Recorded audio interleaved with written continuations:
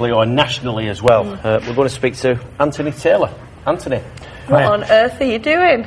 I'm going to try and row solo across the Atlantic in January. Why?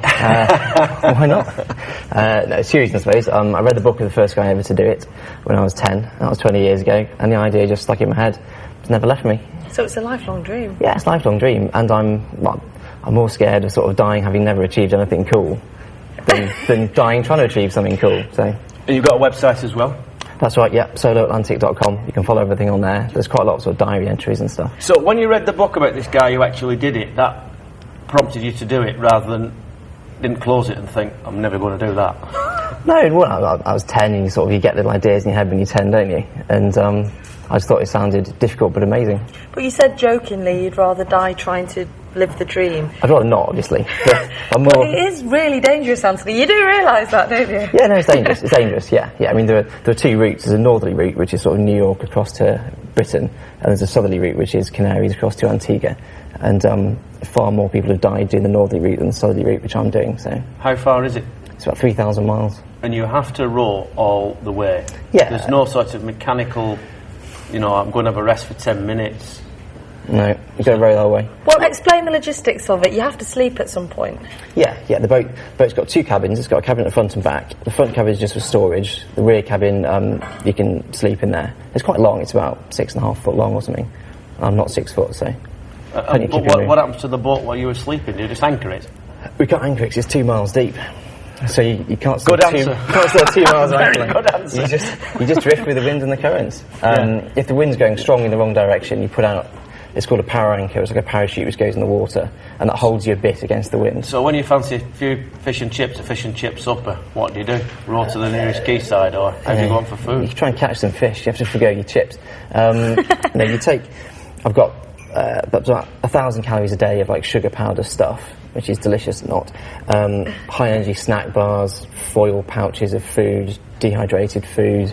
There's quite a lot of bits and bobs to keep you going. It's about 7,000 calories a day. In terms of diet then, are you starting to eat those types of food now, or that sort of stuff now in preparation? No, I'd rather not, really. You'd rather not? Wait till it's absolutely necessary. Wait till I have to, yeah. What about training then? It must be pretty intense in the lead up to it. Yeah, well, I had a slight sort of training hitch about 12 weeks ago. I had to have spinal surgery. I managed to slip a disc in my back, but that's all back on now.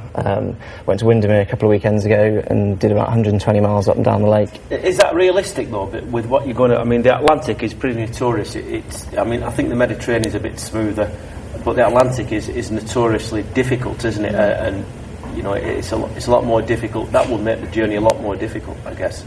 Yeah, well, I mean, the Med's not much more than a big pond for rowing. Oh, really. Get you! No, it's right, but the Atlantic is choppy and difficult to negotiate, isn't it? Yeah, in general terms, I mean, pretty much generalised. Well, the Med's extremely choppy, actually. The Med's quite a windy sea, so whilst the waves aren't big, there's a lot of sort of steep chop, whereas the Atlantic, you tend to get bigger rollers, which the boats cope with better than chop. The thing that would concern me would be the sort of psychological pressure. I mean, physically I could hack it without a doubt, but being on your own for all that time, are you worried about that?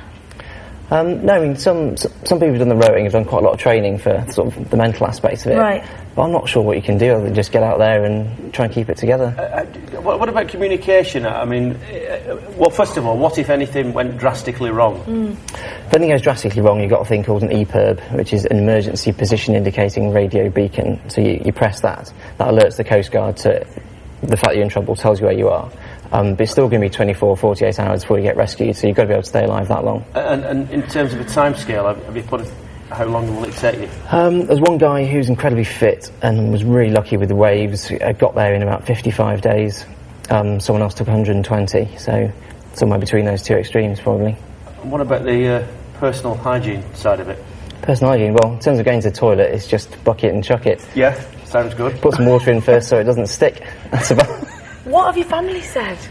Dad thinks it's brilliant because Dad's done silly things. Mum doesn't like it very much. Mum cries quite a lot about it. Does she? But she's getting her head around it now. Your poor mother. I know, it's not good. Well, if you had kids, you wouldn't want them doing this, would you? I saw some footage of the two guys who returned from rowing across the Atlantic a few months ago. Who would that Frobel be? and Cracknell. That's right. Yeah. Now they're chafing on their bottoms. Yeah, it's quite nasty. Really nasty. And that was two of them as well. Yeah. Pseudocreme, that sort of thing. keeps it under control. Not nice. I think you're very brave. Yeah, I think you're extraordinarily brave as well, but it is all in a good cause, isn't it? It's for Christus, isn't it? That's right, yeah. They did a brilliant operation on my dad about 15 years back and saved his life, so least I can do is try and give something back. And we've got good support and family network, friends, family. Do they all think you're completely bonkers, or are they very supportive? Yeah, they think I'm bonkers, but... Apart from your mum having a breakdown. Well, no, she's not having a breakdown. Their friends are pulling with. They're sort of really helping, yeah. And when I ask you about the communication as well, you've explained if anything does go wrong. What about general keeping in touch with people? Have you got mobile phone? Do you have a radio? Do you have a satellite TV? What happens? Well, no satellite TV because power consumption is obviously a real factor. Mobile phones don't work out there because it's too far away from land, so satellite phone's the only way forwards. So I'm trying to scrape together the sort of 2,000 quid required for a couple of sat phones so I can actually ring home. But how long, how long could you survive if something was to go wrong? How long would it take someone to reach you? It depends. The emergency services will just try and, the Coast Guard will try and send the nearest boat that happens to be near you to you. Could be 2 hours away, could be 2 days away.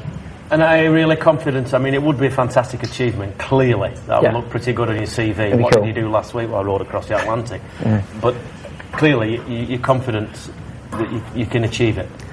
I've got as good a chance as any, but things go wrong. If the wave with your name on it comes along, you're not going to get over it. I just can't get my head around all that rowing. It's a few strokes, isn't it? It's about 12, 13 hours a day for about 75 days. It's quite a long time. The boat will do 3 knots, that's about it. Well, it's not the speed. It's not the speed. It's the amount of effort. The physical, activity involved in all that rowing all the time, constantly. To get 3 knots out of the boat, you need to put in about jogging energy, and that will be 1,000 hours rowing at that speed will get you across. Anthony, we admire your determination and your bravery. Will you come back once you've been on? Yeah, cool, yeah. Once your bottom's recovered. Yeah, I was like sit more comfortable in the chair, yeah, cool. Right, thank you very much. All the best with it. Okay, do join us in just a few minutes for all the latest stories hitting today's newspapers. We'll see you then.